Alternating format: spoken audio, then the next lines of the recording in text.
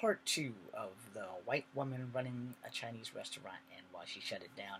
Is it slightly racist? Okay, here's the thing. If you're not familiar with a guy that I follow on YouTube named Ramsey Dewey, he's running a gym in Shanghai, China. Him and his wife are both white. They both work in China. And racism seems to only really be a home-rooted thing mostly for us Americans. And it's kind of like the reverse shit. Now, when you first go into a foreign country, you are a foreigner. And if you are white and you're living in America, I mean, not America. If you're white and you're living in China, for the first few years, they're probably gonna call you a guaylo, you know. And if you are living in Japan, for the first few years, they're probably gonna call you a gaijin. I do not know what the Korean term is for foreigner, but for China and Japan, gaijin, guaylo. You're gonna be that. I forgot what it is for black foreigner. But at the same time, I'm probably gonna get it the worst because they're probably not gonna know what the fuck I am. But at the same time, you have to understand cultural depravity, cultural differences, and then not all people are going to view you as you're a foreigner and you're a threat.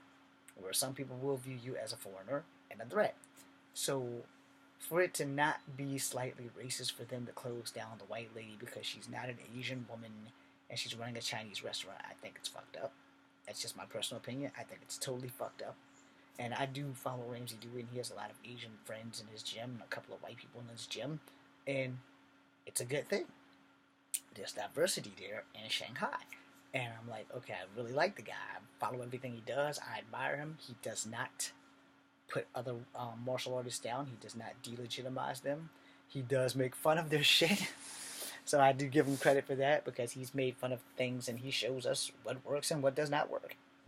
And he does it without totally like bashing the guy he's getting the shit from. He'll tell them, okay, well look, we're gonna put some of this shit to the test. I'm not going to basically delegitimize them verbally, but I am going to test their shit. And I respect that because he has not one time said anything bad about the people whose shit he shows what works and what doesn't work. Now, for this restaurant, because this topic is about that restaurant with racist stuff, and I just mentioned in the other video about how I would feel if a white person or a black person came up with Native American cuisine, as long as they went to reservations and got taught how to cook by the chiefs and the scouts and the sheriffs and all the other things that go on in the reservation.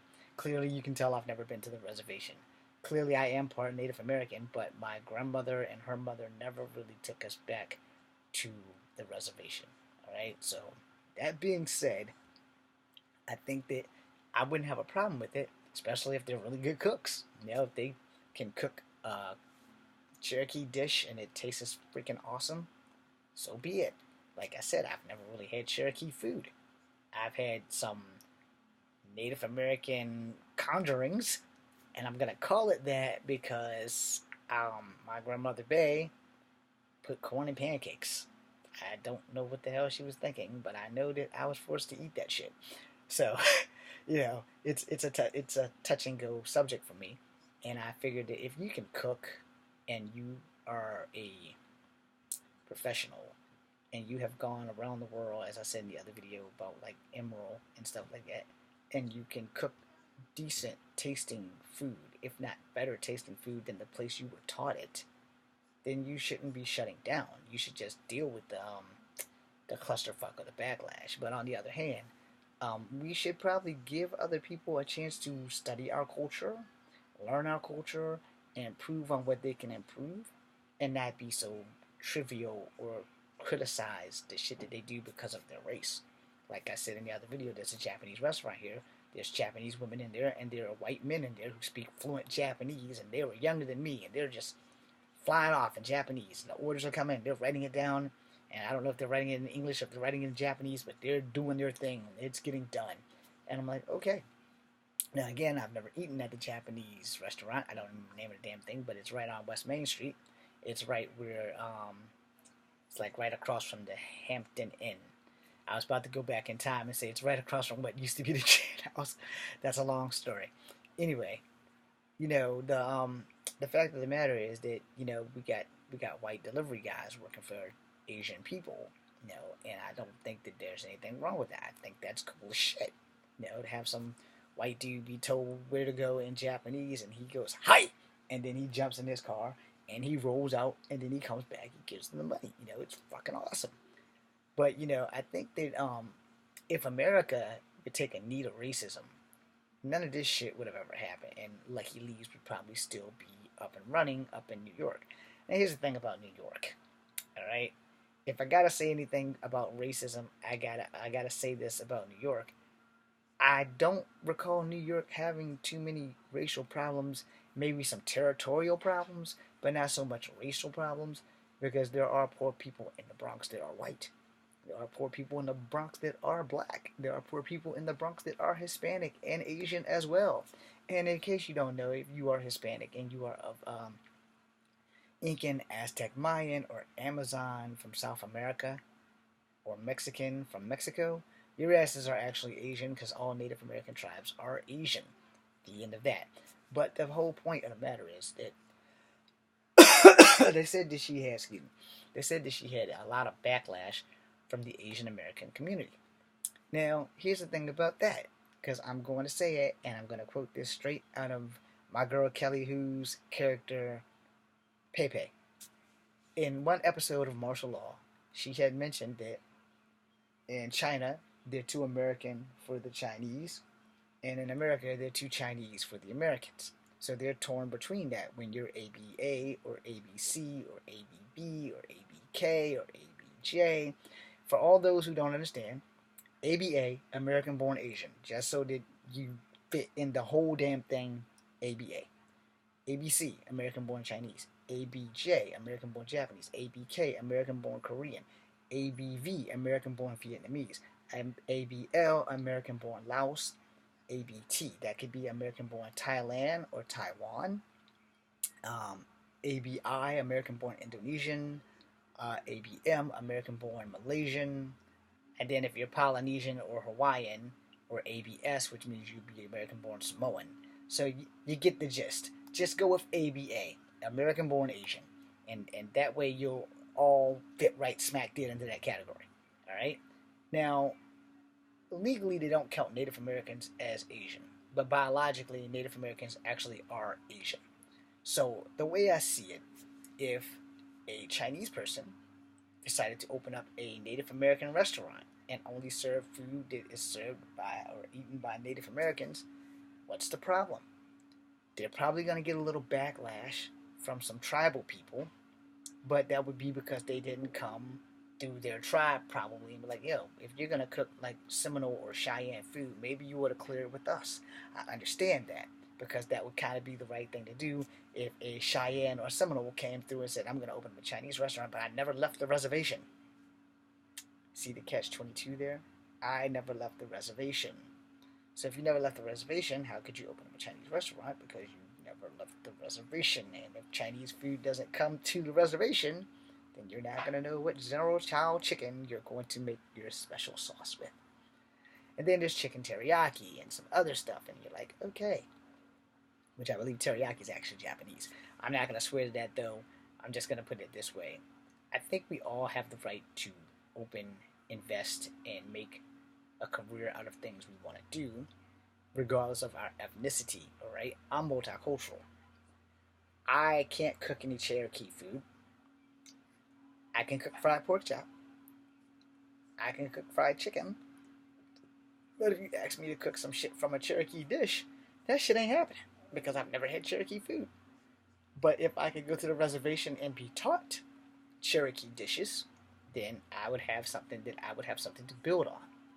But as far as everyone else and not being able to do what they need to do, that's a different ballgame. If the woman has been taught how to cook Chinese cuisine, and she decided she wants to take out the MSG, she wants to make this thing like the Richard Simmons of Chinese food, the healthy version of everything that's Chinese, then no one should have a problem with that, including the Asian American community. However, everyone has their own catch-22 on that, so you'll have to figure it out, and when you do, you probably will be able to you know, get the stuff together. So what you think about that? I do say it's kind of racist that she got shut down due to a lot of Asian backlash. And I would say that it would work the same if she probably went to China and opened up a Chinese restaurant. That would probably be like the big kick in the ass. But the thing was, if she was living in China and she opened up a Chinese restaurant, I don't think that they would complain. Because, like I said at the beginning of this video, I follow Ramsey Dewey, and he's living in China. He's training in a gym, and he's training martial arts in a country where martial arts basically came from, and no one's really having a problem. And he has Asian students as well as white students. Haven't seen any black students yet, but if they're there, they're probably coming to see him. So I don't think that this should be a problem with her having a Chinese restaurant in America, even though she's not Chinese. And I would say honestly, do it again. Open up the restaurant again. I haven't been there to eat because I don't live in New York, but do it again. Don't let backlash from people who don't want you to have success to do that. I'm pretty sure someone there just didn't understand what the hell was going on, and then they got on these social media things. Well, here's the thing about social media. Social media can make you or break you, but only if you allow it to. It's the same way I feel about, like, if your boss has nothing better to do with their time but seek you out on social media just to fire you, then your boss needs to get a life. And if that's the case, then what are you doing stalking your employee? There has to be a limit to the things you can do. Now, on the other hand, I will say this. If you are on your off time, you should probably only post your shit in private. Where if you're like me trying to break into the movie career, you want everything in public except the bad shit. So you want to do that. And that would probably be your saving grace. I seem to only have a problem because I can't fix my cussing issue. I do cuss a lot, and I've been working on that for the majority of my life. But I don't do things to insult people. I don't do racial shit. I don't go around calling people racial names and stuff and film it and do that shit. Now, if it's in the script that I wrote, yes. But 9 times out of 10, and I'll say this as I close out, every script that I've written has had people direct racial derivatives towards me because I'm mixed and I'm used to this and I've been called this stuff all my life. So that doesn't really set well with some people, but it sets well with me because if I'm going to make a movie about a person who's mixed, this is some of the stuff that mixed people go through. Whether they want to openly admit it or not, it be the truth. This is Kung Fu Epic number 2. Be seeing